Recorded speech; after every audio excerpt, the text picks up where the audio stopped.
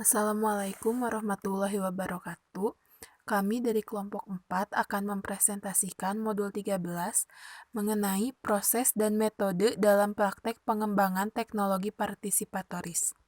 Kelompok 4 terdiri dari saya, Sari Siti Fatimah, NPM A031, Afifah, NPM A062, Anissa Nurinida, NPM A066, Muhammad Ihsan Robani, NPM A086, Muhammad Ali, NPM A120, Muhammad Zulfikar, NPM A133, dan Auzi Arasilah, NPM A143. Yang pertama ialah metode survei dengan teknik RRA atau PRA dalam PTP. Nah, metode survei PRA atau Participatory Rural Appraisal merupakan sekumpulan pendekatan dan metode yang mendorong masyarakat pedesaan untuk ikut serta dalam meningkatkan dan menganalisis pengetahuan mereka tentang kondisi mereka sendiri, sehingga dapat membuat rencana dan tindakan untuk kepentingan mereka sendiri nantinya. Nah, mengapa teknik PRA ini perlu? Karena selama ini program pembangunan masyarakat itu lebih banyak direncanakan oleh lembaga penyelenggara, tetapi tidak melibatkan masyarakat secara langsung, sehingga terkadang antara program dan kebutuhan masyarakat sebenarnya sering terjadi ketidaksesuaian. Nah, pengembangan sistem pertanian berkelanjutan sendiri dapat dilaksanakan melalui penelitian yang meliputi metode survei dan metode eksperimen dengan menekankan pada partisipasi masyarakat lokal dalam menganalisis situasinya sendiri. Selanjutnya ialah prinsip-prinsip PRA. Yang pertama ialah belajar dari masyarakat. Belajar dari masyarakat merupakan prinsip yang paling mendasar dalam PRA, karena dalam PRA, prinsipnya bahwa segala bentuk kegiatan atau pengembangan teknologi ialah harus dari, oleh, dan untuk masyarakat. Selanjutnya ialah masyarakat sebagai aktor utama.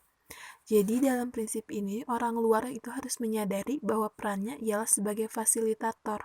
Untuk itu, orang luar harus dapat belajar dari masyarakat dan menempatkan warga masyarakat sebagai narasumber utama dalam memahami keadaan masyarakat itu. Selanjutnya ialah saling belajar. Dalam prinsip ini, pengetahuan dan pengalaman dari masyarakat dan orang luar harus saling melengkapi, sehingga kemampuan dan masyarakat itu akan sama-sama bernilai dan berguna. Selanjutnya, terlibatnya semua kelompok.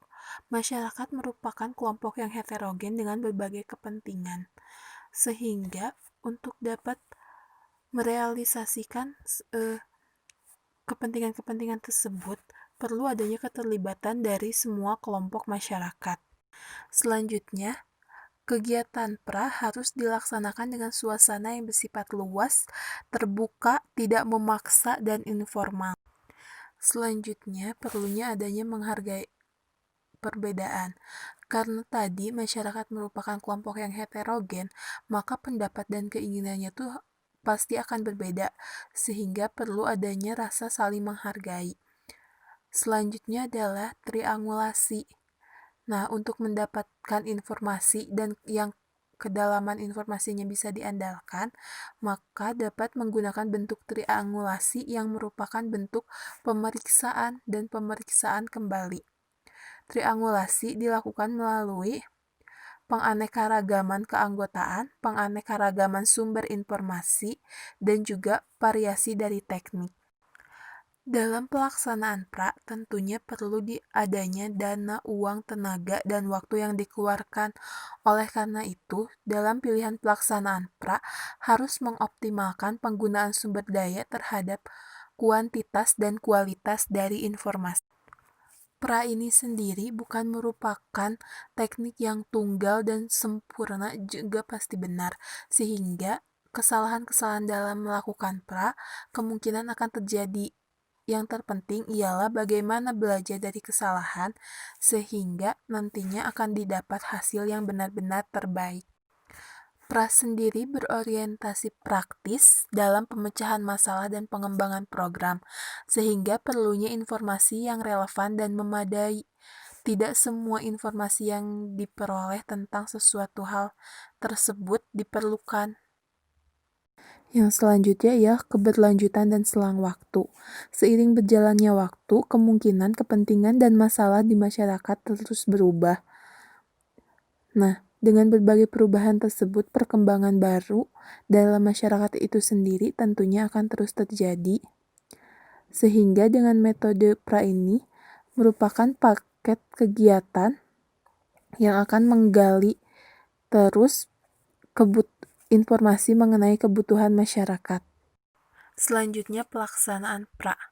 PRA diterapkan dan dikembangkan untuk dua tujuan utama, yakni yang pertama, tujuan praktis atau jangka pendek, ialah menyelenggarakan kegiatan bersama masyarakat untuk mengupayakan pemenuhan kebutuhan praktis serta peningkatan kesejahteraan masyarakat sekaligus sebagai sarana proses belajar tersebut.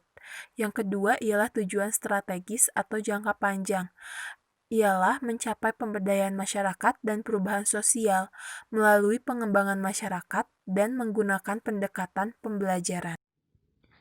Baik, tahapan pelaksanaan. Tahapan pelaksanaan ini memiliki dua pemeran utama, yaitu petani dan juga lembaga pemberdaya. Di mana petani menjadi pemeran utama dan lembaga pemberdaya hanyalah fasilitator. Dan di sini ada 5 tahapan: satu penjajakan atau pengenalan, kedua ada perencanaan kegiatan, ketiga pengorganisasian kegiatan, keempat monitoring, kelima evaluasi kegiatan. Di mana pengenalan kebutuhan atau penjajakan ini masyarakat mengetahui sendiri apa masalahnya, akar masalahnya apa, lalu kebutuhan apa yang harus dipenuhi agar masalah itu tuntas dan bisa mengembalikan kesejahteraan mereka. Lalu kedua, perencanaan kegiatan. Ini bagaimana merencanakan agar kebutuhan-kebutuhan yang di masyarakat tadi dapat terpenuhi dan dalam jangka waktu tertentu bisa dilaksanakan, bisa diselesaikan. Nah, lalu di sini yang merencanakan sendiri adalah masyarakat dan lembaga pemberdaya sebagai fasilitatornya.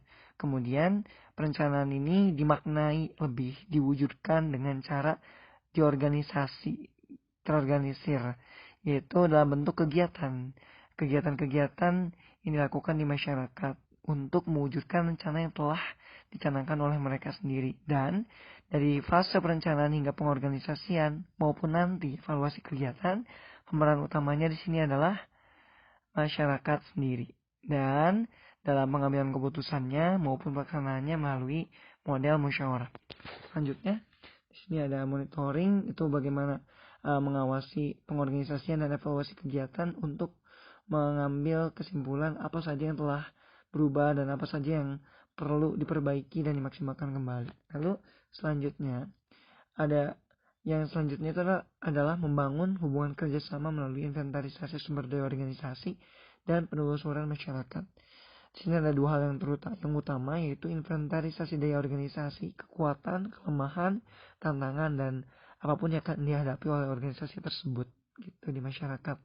Lalu selanjutnya itu secara sekunder bisa maupun langsung, dan untuk mewujudkannya secara langsung perlu dilakukan penelusuran atau survei langsung ke masyarakat, melebur dengan masyarakat agar mengetahui kondisi primer yang terjadi di masyarakat, sehingga nantinya di akhirnya itu saat kita ke tahap berikutnya di analisis agroekosistem, kita bisa menentukan dengan tepat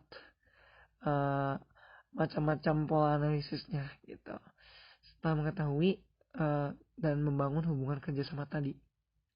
Nah, ada 4 macam pola analisis. Di sini ada pola ruang, pola waktu, pola aliran, dan pola keputusan. Pola ruang berbicara tentang bagaimana, apa, dan di mana.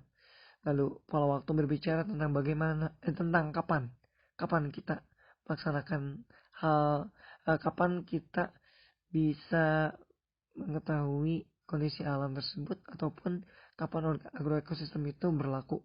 Pola aliran berbicara tentang bagaimana atau mekanisme. Lalu pola keputusan berbicara tentang pemerannya siapa dan mengapa perlu dilakukan begitu.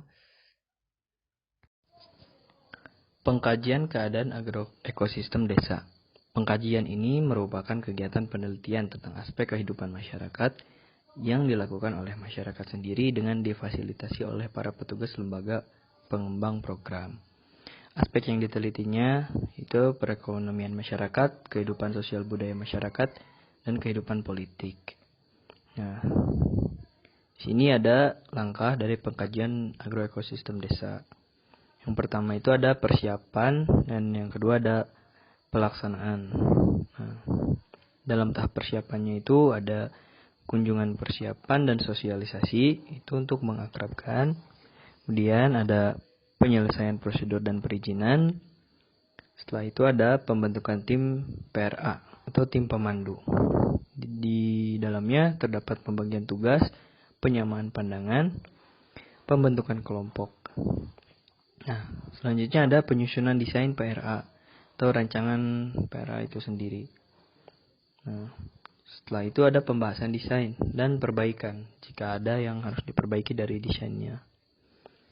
Kemudian ada persiapan-persiapan praktis seperti pembentukan panitia lokal, penentuan waktu dan tempat, dan persiapan alat dan bahan. Nah, dalam pelaksanaan pengkajiannya itu ada kedatangan tim PRA ke lokasi. Selanjutnya ada pembahasan kembali maksud dan tujuan. Setelah itu ada peleburan atau sosialisasi ulang. Dan yang terakhir ada pengumpulan informasi. Itu untuk mengawali diskusi, menetapkan kembali teknik diskusi, menetapkan fokus informasi, pembagian informasi antar subtim PRA, dan pendokumentasian. Teknik PRA merupakan alat untuk menganalisis agroekosistem desa. Teknik PRA yang dapat digunakan itu ada 12. Nah, yang pertama itu ada teknik penelusuran sejarah desa.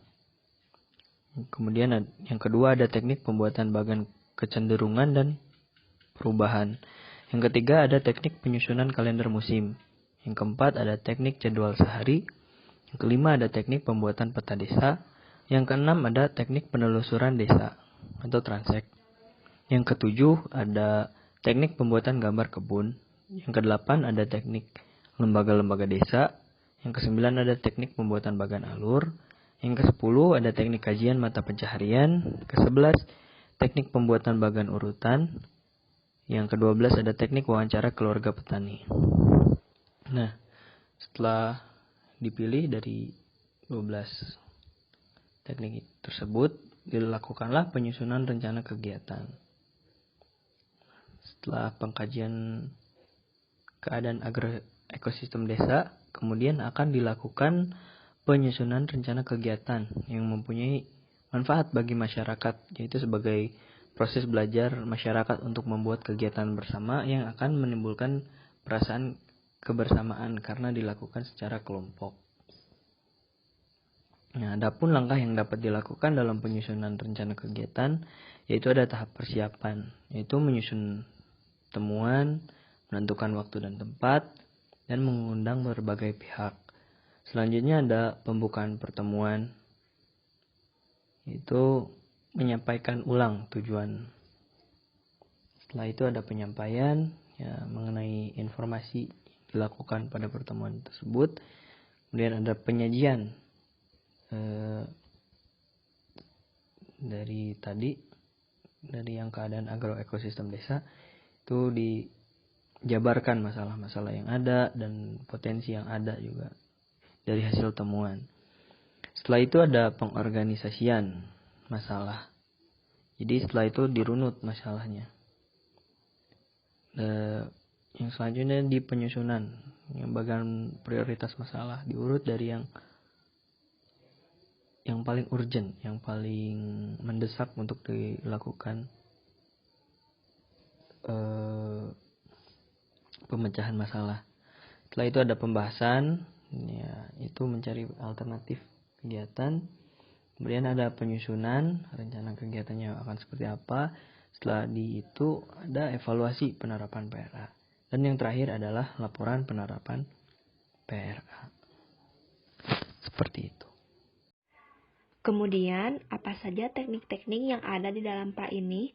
Yang pertama, penelusuran alur sejarah lokasi. Teknik ini dibuat secara khusus untuk mengungkap kembali sejarah masyarakat atau memaparkan kembali kejadian-kejadian penting yang pernah dialami di masa lampau oleh masyarakat di suatu lokasi tertentu. Tujuannya untuk memahami keadaan masyarakat saat ini dengan mengetahui latar belakangnya di masa lalu.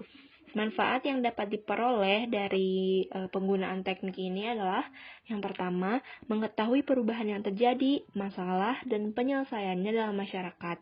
Yang kedua, mengetahui sebab akibat antar kejadian dalam sejarah kehidupan. Dan yang ketiga, menggali informasi luas dan umum untuk identifikasi topik yang menonjol di masyarakat. Langkah-langkah penerapan teknik penelusuran alur sejarah lokasi ini yang pertama adalah menerangkan maksud dan proses pelaksanaan kegiatan. Kedua, mengajak masyarakat berdiskusi mengenai kejadian penting dan perkembangan desa. Tiga, setelah tergambarkan, minta peserta menuliskan hasil sesuai keterangan yang diungkapkan. Empat, tetapkan titik waktu persamaan sejarah yang dicantumkan.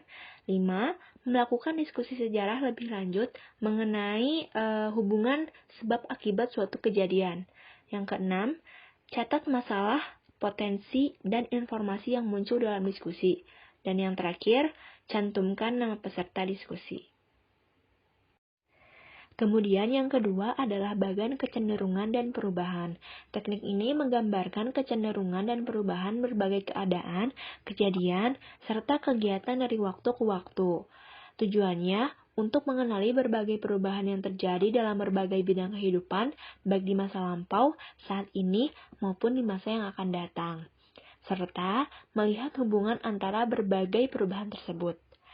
Bagan yang telah dibuat dapat dijadikan grafik perubahan atau kecenderungan untuk menunjukkan pandangan masyarakat tentang situasi yang telah, sedang, dan akan terjadi. Beberapa manfaat yang dapat diperoleh dari penggunaan teknik ini yang pertama adalah menganalisa berbagai topik serta mengkaji kaitan dari permasalahan pada topik tersebut. Yang kedua, mengorganisasikan berbagai harapan yang ada di masyarakat. Yang terakhir, menentukan rencana untuk mengatasi masalah yang dihadapi. Lalu selanjutnya ada kalender musim. Kalender musim ini merupakan teknik PRA untuk mencari informasi mengenai keadaan dan permasalahan yang berulang dalam kurun waktu tertentu dalam kehidupan masyarakat. Teknik ini bertujuan untuk mengetahui pola kehidupan masyarakat dari kegiatan, masalah, dan hal lain yang berulang dalam jangka waktu tertentu. Manfaatnya adalah memberikan informasi lebih dengan berpatok pada jangka waktu tertentu dan merupakan media yang baik dalam pengkajian keadaan usaha tani. Adapun langkah-langkah penerapannya yaitu antara lain terangkan maksud dan prosesnya, ajak masyarakat untuk berdiskusi, lalu setelah tergambar menyepakatinya secara bersama, lalu mendiskusikan kegiatan yang dicantumkan pada kalender tersebut, lalu mencantumkan keadaan kritis yang berakibat besar untuk masyarakat, lalu memberikan simbol topik bahasan dengan gambar yang mudah dikenali. Kemudian meminta masyarakat untuk membuat kalender. Kemudian mencantumkan keterangan untuk memahami simbol dan gambar. Dan juga catat seluruh masalah, potensi, dan informasi yang muncul dalam diskusi. Lalu cantumkan juga nama peserta diskusi. Bila pesertanya terlalu banyak, cantumkan saja beberapa laki-laki dan beberapa perempuan. Selanjutnya ada pemetaan. Pemetaan ini merupakan teknik PRA untuk pembuatan peta tingkat desa yang menggambarkan keadaan wilayah desa tersebut. Manfaat dari kegiatan pemetaan ini antara lain menimbulkan partisipasi yang baik dari masyarakat, pengkajian informasi berlangsung dengan diskusi, lalu untuk mengetahui gambaran keadaan suatu wilayah, lalu juga memberi keterangan rincian informasi mengenai penduduk, dan juga mengenal batas-batas yang ada dalam wilayah tersebut. Lalu langkah-langkah penerapannya antara lain pertama menerangkan maksud dan proses pemetaan ini, kemudian berdiskusi mengenai jenis sumber daya di desa dan lokasi sumber daya tersebut, kemudian meminta masyarakat untuk memulai peta yang baik. Kemudian pembuatan peta ini dimulai dari titik yang diinginkan oleh masyarakat.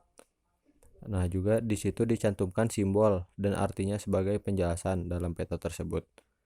Kemudian berdiskusi setelah peta selesai dan juga mencatat seluruh masalah, informasi, potensi yang muncul dalam diskusi. Dan langkah terakhirnya adalah mendokumentasikan peta yang telah dihasilkan sebagai bahan acuan di kemudian hari. Nah, cantumkan juga pada sudut peta peserta pemandu tempat dan tanggal diskusi. Nah, selanjutnya itu ada penelusuran lokasi atau transek. Teknik penelusuran lokasi atau transek ini merupakan teknik pra yang digunakan untuk memfasilitasi kegiatan penggalian informasi melalui pengamatan langsung ke lapangan dengan cara berjalan, menelusuri wilayah desa mengikuti suatu lintasan tertentu yang disepakati oleh para peneliti. Adapun tujuan dari penggunaan teknik ini yaitu untuk menggali informasi yang lebih dalam lagi dan rinci mengenai masalah dan potensi di suatu wilayah. Untuk mencapai transek ini, terdapat 3 langkah penerapan, yaitu persiapan, pelaksanaan, dan keadaan setelah jalan atau dilakukan evaluasi. Selanjutnya itu ada pembuatan sketsa kebun atau tipe agroekosistem lainnya. Jadi teknik pembuatan sketsa kebun atau PSK ini merupakan teknik pra yang memfasilitasi kegiatan penggalian informasi melalui penggambaran keadaan kebun pada lokasi-lokasi tertentu dan mencakup berbagai aspek yang berkaitan dengan kegiatan pengelolaan lahan. Nah, teknik ini tuh bertujuan untuk mendapatkan gambaran yang lebih terinci lagi mengenai keadaan kebun dan pengelolaan lahannya berdasarkan informasi yang bersifat fisik dan non-fisik yang diamati selama kegiatan diskusi di lokasi. Untuk mencapai kegiatan ini tuh terdapat 2 langkah penerapan, yaitu persiapan dan langsung pelaksanaannya. Kemudian ada bagan hubungan kelembagaan atau diagram Venn. Nah, teknik pembuatan bagan hubungan kelembagaan atau diagram Venn ini merupakan teknik pra yang digunakan untuk memfasilitasi kegiatan menggali hubungan kelembagaan atau hubungan antar pihak, baik hubungan antara masyarakat dengan lembaga tersebut maupun dengan pihak-pihak tertentu yang mempengaruhi kehidupan masyarakat. Nah, hasil penggaliannya itu dituangkan ke dalam diagram Venn atau sejenis diagram lingkaran yang akan menunjukkan besarnya pengaruh dan dekatnya hubungan suatu lembaga dengan masyarakat. Selanjutnya ada analisa mata pencaharian. Jadi teknik analisa mata pencaharian atau AMP ini merupakan teknik pra yang digunakan untuk memfasilitasi kegiatan diskusi dengan cara mengenali dan menganalisa keadaan hidupan masyarakat dari aspek mata pencahariannya. Analisa ini digunakan untuk mengetahui komposisi jenis-jenis mata pencaharian, pola pembagian kerja, tingkat penghasilan, dan pengeluaran masyarakat. Kemudian ada wawancara semi terstruktur. Jadi teknik wawancara semi terstruktur ini merupakan alat penggalian informasi berupa tanya jawab yang sistematis tentang pokok-pokok tertentu yang bersifat semi terbuka. Artinya jawaban tidak ditentukan terlebih dahulu. Namun pembicaraan ini dibatasi oleh topik yang telah dipersiapkan dan disepakati bersama oleh tim pra. Tujuan dari wawancara tersebut untuk menggali berbagai informasi tentang keadaan sosial ekonomi dari berbagai segi bersama warga suatu rumah tangga. Untuk selanjutnya itu ada bagan arus masuk dan keluar atau input-output flow chart. Teknik ini merupakan alat untuk menggali informasi mengenai sistem-sistem yang ada di masyarakat dengan dituangkan ke dalam suatu gambar atau sketsa yang menggambarkan keluaran dan masukan serta hubungan antara bagian-bagian dalam sistem itu. Tujuan dari kegiatan ini yaitu untuk memahami sistem yang digambar secara keseluruhan, peran masing-masing bagian dalam sistem, serta bagaimana proses hubungan timbal balik antara bagian-bagian dalam sistem itu. Selanjutnya ada bagian peringkat atau matrix ranking atau analisa pilihan. Nah, teknik pembuatan bagan peringkat atau PBP merupakan teknik untuk menganalisa sejumlah topik yang sudah teridentifikasi dengan mengkajinya dari beberapa aspek, serta menilai masing-masing dari aspek tersebut dengan kriteria yang sama agar dapat dibandingkan. Teknik ini tuh bertujuan untuk mencari prioritas masalah dan memilih alternatif alternatif pemecahan masalah terbaik atau potensial yang ada. Yang terakhir itu ada penyusunan rencana kegiatan. Nah, penyusunan rencana kegiatan ini merupakan perumusan tindakan nyata yang akan dilaksanakan dalam jangka waktu tertentu yang dibuat dalam suatu tulisan sebagai pedoman kerja dalam masalah-masalah yang dihadapi masyarakat. Biasanya untuk mahasiswa itu hasil survei dijadikan sebagai landasan untuk mencapai tujuan akhir pembelajaran. Nah, untuk yang selanjutnya ada studi kasus. Di sini kami mengambil studi kasus dengan judul Komunikasi Partisipatif pada Sekolah Lapangan Pengelolaan Tanaman Terpadu atau SLPTT. Lalu ada pendahuluannya yaitu Sekolah Lapangan Pengelolaan Tanaman Terpadu atau SLPTT merupakan program inovasi peningkatan produksi padi yang diprogramkan oleh Kementerian Pertanian pada tahun 2009. Program SLPTT ini sebagai wadah pembelajaran bagi petani untuk bertukar informasi dan pengetahuan merupakan program dengan pendekatan bottom up. Tujuan utama penerapan komunikasi partisipatif secara dialogis adalah agar petani dapat mengidentifikasi masalah dan menemukan solusi untuk keputusan pengelolaan usaha tani.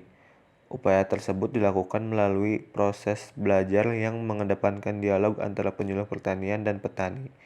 Tujuan program SLPTT juga adalah untuk percepatan adopsi teknologi untuk peningkatan produksi padi. Penelitian ini dilakukan untuk menganalisis penerapan komunikasi partisipatif dalam setiap tahapan SLPTT untuk mencapai keputusan petani dalam menerapkan teknologi. Lalu selanjutnya ada metode penelitiannya. Nah, di sini penelitian yang dirancang dengan metode survei ini bertujuan untuk menerangkan sejauh mana proses penerapan komunikasi partisipatif dalam program SLPTT ini. Penelitian ini berbentuk deskriptif untuk mendeskripsikan karakteristik petani, karakteristik penyuluh, saluran komunikasi, dan proses penerapan komunikasi partisipatif dalam program SLPTT. Penelitian ini dilakukan di Desa Abokonging, Kecamatan Kulo, Kabupaten Sidrap, Provinsi Sulawesi Selatan pada bulan Maret sampai April 2014. Selanjutnya ada hasil dan pembahasannya. Untuk yang pertama itu ada karakteristik petani. Bisa dilihat dari tabel, ada beberapa indikator yaitu umur petani, tingkat pendidikan, pengalaman berusaha tani, luas lahan, dan status sosial. Karakteristik petani sebagai peserta program SLPTT menunjukkan bahwa 56,3% petani berada pada kisaran umur 30 sampai 49 tahun seperti terlihat pada tabel 1. Hal ini menunjukkan sebagian besar petani berada pada usia produktif. Usia produktif memungkinkan petani ikut serta dan terlibat aktif dalam program SLPTT, serta memiliki kemampuan menyerap berbagai informasi dan inovasi dalam berusaha tani. Lalu yang kedua ada karakteristik penyuluh. Bisa dilihat pada tabel 2. Karakteristik penyuluh diukur dengan indikator penguasaan materi, pengalaman atau masa kerja, dan keterampilan berkomunikasi. Secara umum, petani di Desa Abokongeng menilai penyuluh lapangan yang bertugas menguasai materi SLPTT dengan baik, yakni sebesar 95%, dan materi penyuluhan yang diberikan sesuai dengan permintaan dan harapan petani. Selanjutnya ada saluran komunikasi. Saluran komunikasi yang digunakan oleh petani dan penyuluh untuk berkomunikasi adalah telepon seluler, pertemuan langsung antara petani dan penyuluh, dan kunjungan penyuluh ke rumah petani. Hasil pengamatan di lapangan menunjukkan saluran komunikasi telepon seluler tidak digunakan oleh semua petani. Media ini hanya digunakan oleh pengurus kelompok tani seperti ketua, sekretaris, dan bendahara kelompok tani. Lalu selanjutnya ada proses penerapan komunikasi partisipatif pada program SLPTT. Yang pertama ada tahap pra atau Participatory Rural Appraisal. Dalam program SLPTT ini, berdasarkan petunjuk teknis program SLPTT melibatkan petani, penyuluh pertanian, dinas pertanian, badan penyuluh pertanian, dan ketahanan pangan dan pengawasan benih tanaman tingkat kabupaten dan provinsi. Di Desa Bangkongeng, tahap PRA tidak terlaksana sesuai pedoman pelaksanaan program SLPTT tersebut. Selanjutnya ada pengaruh karakteristik petani terhadap proses penerapan komunikasi partisipatif pada program SLPTT. Seperti dilihat pada tabel 3, hasil uji statistik menunjukkan bahwa karakteristik petani seperti umur, pendidikan, pengalaman berusaha tani, luas lahan, dan status sosial berpengaruh nyata terhadap keaktifan dalam proses penerapan komunikasi partisipatif dalam program SLPTT. Lalu selanjutnya ada pengaruh karakteristik penyuluh terhadap proses penerapan komunikasi partisipatif pada proses SLPTT. Hasil uji statistik menunjukkan bahwa karakteristik penyuluh dalam penguasaan materi dan keterampilan berkomunikasi berpengaruh positif sangat nyata terhadap kesempatan dan keaktifan petani dalam berbagai pengalaman, saran, mengajukan pertanyaan, dan menyampaikan kebutuhan. Artinya semakin baik penguasaan materi dan semakin tinggi keterampilan berkomunikasi penyuluh, maka akan semakin aktif petani dalam berdialog, seperti dilihat pada tabel 4. Lalu selanjutnya ada pengaruh saluran komunikasi terhadap proses penerapan komunikasi partisipatif pada program SLPTT. Nah, terlihat pada tabel 5, saluran komunikasi seperti telepon seluler tidak berpengaruh terhadap proses penerapan komunikasi partisipatif, karena telepon seluler hanya digunakan oleh pengurus kelompok tani. Saluran komunikasi seperti pertemuan langsung di sawah dan kunjungan penyuluh ke rumah petani berpengaruh nyata karena petani lebih leluasa dalam berdialog dengan penyuluh. Jika dilakukan secara tatap muka, petani dan penyuluh pertanian biasanya duduk berdiskusi di rumah petani untuk membahas kendala dan kebutuhan untuk mencapai kesepakatan bersama.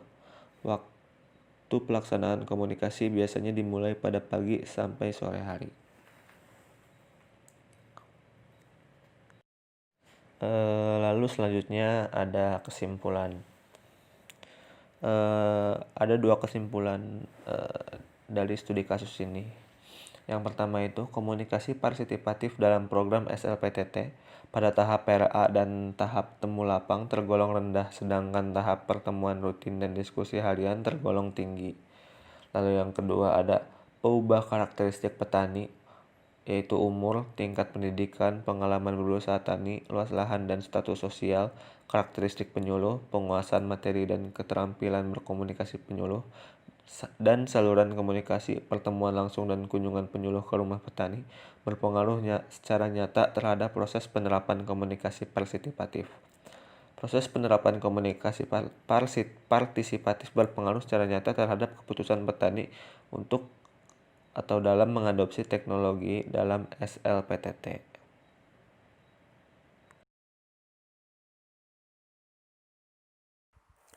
Sekian presentasi dari kelompok kami. Mohon maaf apabila ada kekurangan. Wassalamualaikum warahmatullahi wabarakatuh.